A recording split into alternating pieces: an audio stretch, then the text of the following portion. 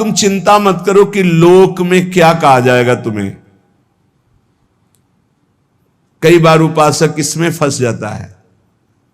इसीलिए न लाज तीन लोकन की, न वेद को कहो करे, न शंख भूत प्रेत की, न देव जच्छते डरे, सुने न कान और की, द्रवै न और इच्छना।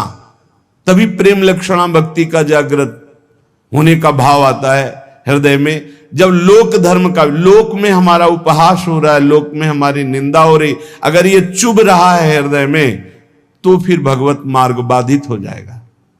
साधो निंदक मित्र हमारा, महापुरुषों ने कहा कि निंदा करने वाला हमारा मित्र है, जो बिना प्रयास के हमारे पापों को अपनी जबान से निंदा करके धुल रहा है, वो स्वस्थ रहे, स्वस्थ होकर हमारी छोटी छोटी बातों को पकड़कर खूब निंदा करे, जिससे हमारा भगवत मार्ग प्रशस्त और प्रकाशित हो जाता है, भगवत मार्ग पुष्ट और प्रकाशित हो जाता है। इसलिए क्यों तुम वृथा लोक चिंता करते हो? ये हजारों चिंताएं क्यों पाले हुई हो? छोड़ दो ना प्रभु के ऊपर। बड़ा सुख मिलता है जब प्रभु के ऊपर छोड़ दो। अपने ऊपर जब चिंता करने लगो तो बड़ी परेशानी उत्पन्न होती। कैसे करेंगे, क्या करेंगे, क्या होगा?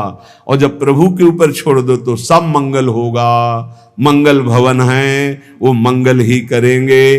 अमंगल दिखाई दे रहा है, परिणाम उसका बड़ा मंगल होगा। ये जो शास्त्रों चिंताएं लिए बैठे हैं अपने लोग, इसीलिए भजन में तारतम्य नहीं होता। कभी लीला में डूब रहे, कभी नाम जप में डूब रहे, कभी सेवा में, ये तारतम्य नहीं रहता। कभी प्रपंच की बातें, कभी प्रतिष्ठा का चिंतन, कभी नाना प्रकार के मान सम्मान का चिंतन, ये घुसने ना पावे हृदय में। बहुत सावधान रहना चाहिए साधक को। ऐसी बातें देखो मत, ऐसी बातें सुनो मत जिससे तुम्हारा हृदय उद्विग्न होकर प्रभु का चिंतन छोड़ दे। जिन्होंने अपने आप को प्रभु के भरोसे कर दिया, वो बेपरवाह हो गए। कर दो भरोसे में। एक एक क्षण बहुत सुंदर ढंग से व्यतीत होता है जो प्रभु के भरोसे होता, और ऐसे एक एक क्षण जलते रहोगे। चिंता, शोक, भय, अरे अब क्या होगा, ऐसा क्या होगा, कैसे करूं, नाना प्रकार की चिंताएं। अपने आप को प्रभु के चरणों में समर्पित कर दो। तुम्हें कुछ नहीं करना पड़ेगा, सब वो करवा लेंगे आपसे। जो आपके लिए मंगल है वो सब करवा लेंगे। तुम शांत होकर प्रभु के चरणों का आश्रय ले लो। जो कर्तव्य कर्म है उसे करो। अलम कश्यापि संगत्या तवालम शास्त्र कर्म भी वृंदारण्य तृणम मन्यो धन्यो ना किंचिदाचरेत। तुम किसी और का संग मत करो, क्योंकि अगर और का संग करोगे तो तुम्हारी बुद्धि में व्यभिचार दोष हो जाएगा। भक्ति में भी व्यभिचार दोष होता है। अपने इष्ट से अलग चिंतन होना ये व्यभिचार दोष है। अलम कश्यापि संगत्या, किसी का भी ऐसा संग मत करो जो श्यामा श्याम के सुमिरन में बाधा पहुंचा दे। प्रिया प्रीतम की चिंतन वृत्ति हट जाए और अपनी चिंतन वृत्ति जागृत हो जाए, या किसी व्यक्ति की चिंतन वृत्ति, ये बहुत बड़ी हानि है। और आगे कह तवालम शास्त्र कर्म भी, तुम शास्त्र कर्म की भी अब चिंता मत करो। क्यों? शास्त्र कर्म की क्यों न करो? क्योंकि कर्म करते करते अनंत जन्म हो गए, फिर भी हमारा उद्धार नहीं हुआ। अब क्या करो? अब भज गोविंदम भज गोविंदम गोविंदम भज मूढ़ मते। एक ही उपाय है भगवान का भजन। अरे भाई, जब तक तुम धन कमाने लायक हो तभी तुम्हें प्यार मिलेगा इस संसार में। बहुत सुंदर उपदेश है। जब तक तुम धन कमाने लायक हो तभी तुम्हें कहेंगे मेरा पति, मेरा पिता, मेरा भाई, मेरा अमुक अमुक। और जिस दिन तुम धन कमाने लायक नहीं रहोगे उस दिन कोई बात नहीं पूछेगा, पक्की बात है। वाह वाह जब चल रहा है तो सब हाथ मिलाएंगे, और जब बुरा समय आएगा तो तुम्हारी गली से निकलना हो ठीक नहीं समझेगी कि अगर उधर निकलेंगे कहीं वो मिल न जाए और कुछ मांग न ले, कुछ कह न दे। जब तक तुम धन कमाने लायक हो, तुम्हारे पास धन है, तभी तक तेरे को प्यार मिल रहा है संसार से, परिवार से। और जब तू रोगग्रस्त हो जाएगा, जराग्रस्त हो जाएगा, तो कोई भी तेरे से बात नहीं पूछेगा, बात नहीं करेगा। अरे मूढ़, इसलिए तू निरंतर गोविंद का भजन कर ले, गोविंद का भजन कर ले, गोविंद का भजन कर ले। ये आशा परिवार की, भोगों की इतनी सुदृढ़ है फांसी ये कि नहीं कटती है। बूढ़ा हो गया है, त्वचा सब ढीली हो गई, हड्डी हड्डी दिखाई देती है, सिर के बाल सब पक गए, दांत एको नहीं रह गए, लाठी लेके चल रहे, फिर भी वही परिवार की ममता। दरवाजे पे बैठा वही परिवार के विषय में सोचता रहता है। ये नहीं सोच रहा कि मृत्यु नजदीक आ रही, भगवान का भजन कर ले, अपने जीवन को सार्थक कर ले। अरे मूढ़, तू निरंतर गोविंद का भजन कर ले, गोविंद का भजन कर ले, कोई तेरे काम आने वाला नहीं। जब अवस्था ढल जाती है तो काम वेदना अंदर रहती, लेकिन काम क्रीड़ा नहीं हो पाती, जलता रहता है वो वृद्ध। जब जल सूखने लगता है तो जलाशय, जिसमें उसमें जो अंदर होते, कछुआ, मछली, मेढक, जो भी जीव, सब व्याकुल होने लगते हैं। क्या जलाशय, जब जल सूख गया, अवस्था निकल गई, तो क्या विकार, काम विकार उसे जलाता रहता है। वो चिंता से जलाशय में डलते रहते हैं कि अब पानी सूखा, मरेंगे। ऐसे ही जब धन नष्ट हो जाता है तो कोई परिवार का मित्र, रिश्ता, नाता कोई निर्वाह नहीं करता। सच्ची हमने देखा है, ये दृश्य देखे हैं। इसी प्रकार अगर तत्व ज्ञान हो गया तो संसार से तुम मुक्त हो जाओगे। इसलिए तत्व ज्ञान प्रदान करने वाले भगवान गोविंद का भजन कर। दिन व्यतीत हुआ, रात आई, रात व्यतीत हुई, प्रातः हुआ, फिर दिन व्यतीत हुआ, फिर सायं आई। तुम्हारी आयु नष्ट हो रही, गए 24 घंटे, अब पता नहीं कितने घंटे, कितने मिनट हैं। शिशिर गई, शिशिर ऋतु, बसंत ऋतु आई, वर्षा आई, ग्रीष्म आई, शरद आई, गए।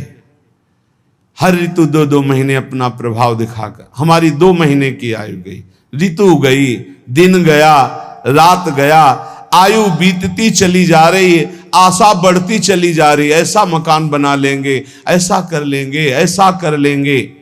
अरे मूढ़, मरने का समय आ रहा है। रोज दिन जा रहा है, रात्रि जा रही, सायं व्यतीत हो रहा, ऋतुएं निकलती चली जा रही हैं। तुम्हें आशा रूपी फांसी ने ऐसा बांध रखा है, इतना कमा लिया, अब इतना कमा लेंगे, इतना कर लिया, वैसा कर लेंगे। ये तुम्हें पता नहीं कि तुम्हें मरना है, तुम्हारी आयु नष्ट होती चली जा रही है। आशा रूपी इस फांसी को काट लो। कैसे? भज गोविंदम, भज गोविंदम, गोविंदम भज मूढ़मते। अरे मूढ़मती, गोविंद का भजन कर ले, गोविंद का भजन कर ले, गोविंद का भजन कर ले। नहीं, मृत्यु के समीप आने पर ये व्याकरण का शब्द डुक्रिंच करने, ये तुम्हारी रक्षा नहीं कर पाएगा। ये व्याकरण, ये पढ़ाई लिखाई, ये तुम्हारी मृत्यु पर विजय प्राप्त नहीं। मृत्यु पर गोविंद गोविंद हरे मुरारे, गोविंद गोविंद मुकुंद कृष्ण, गोविंद गोविंद रथांग पाणे, गोविंद दामोदर माधवेति। ये भगवान नाम ही तुम्हारी रक्षा करेंगे। जिसने गीता जी को पढ़ा, श्रीमद् भागवत गीता जी, कुछ लोग तो इस भेद ही नहीं जान पा रहे हैं कि श्रीमद् भागवत और श्रीमद् भगवत गीता जी अलग है, नहीं जान पाते हैं कई लोगों के ऐसे। जिसने जो युद्ध क्षेत्र में भगवान श्री कृष्णचंद्र जी ने अर्जुन को 18 अध्याय उपदेश किया, उसे श्रीमद् भगवत गीता जी कहते हैं। और भगवान व्यास देव जी द्वारा रचित श्री सुखदेव जी ने जो 7 दिन में परीक्षित जी को सुनाया, वो श्रीमद् भागवत है।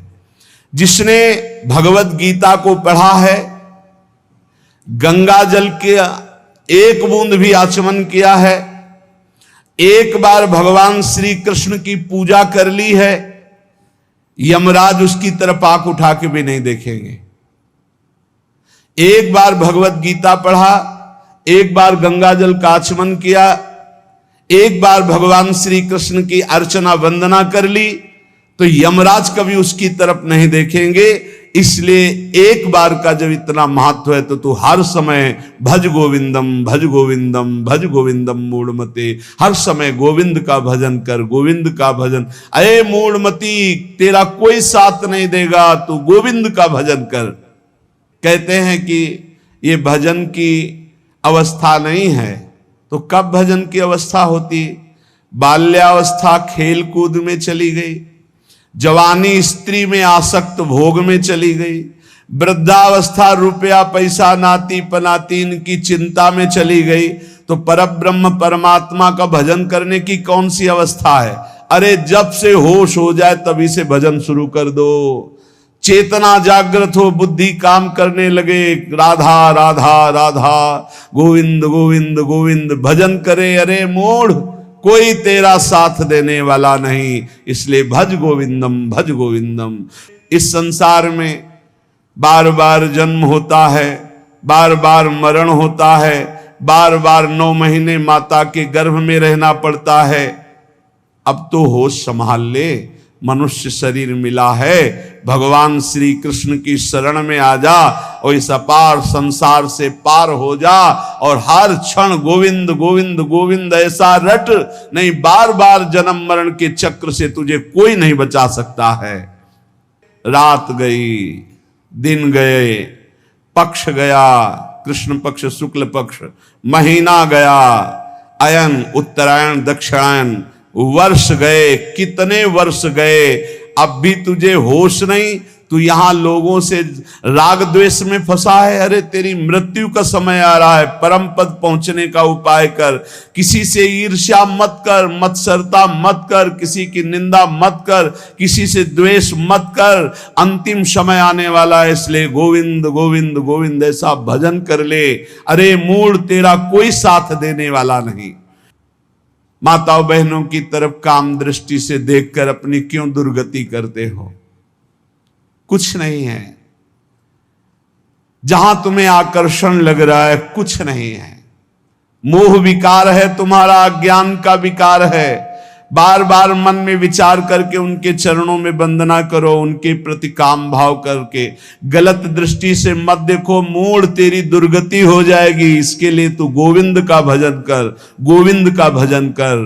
माताओं बहनों पर काम दृष्टि करके दुर्गति का कारण मत बन। कष्टम, जरा विचार कर, तू कौन है?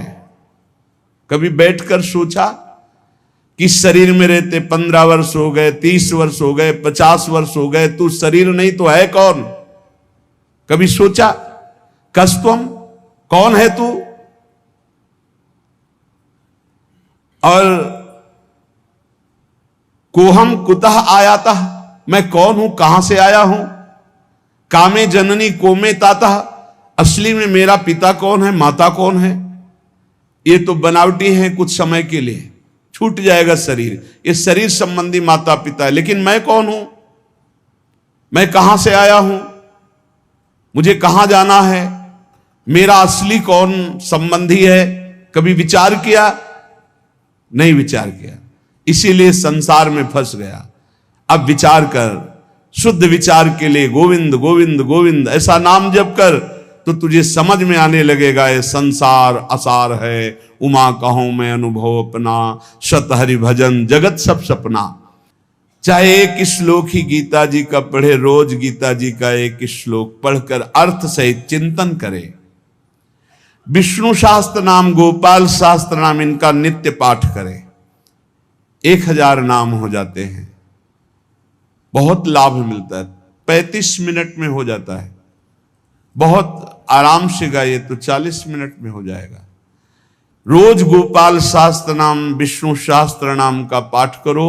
रोज गीता जी के भले चाहे एक श्लोक ही पाठ करो।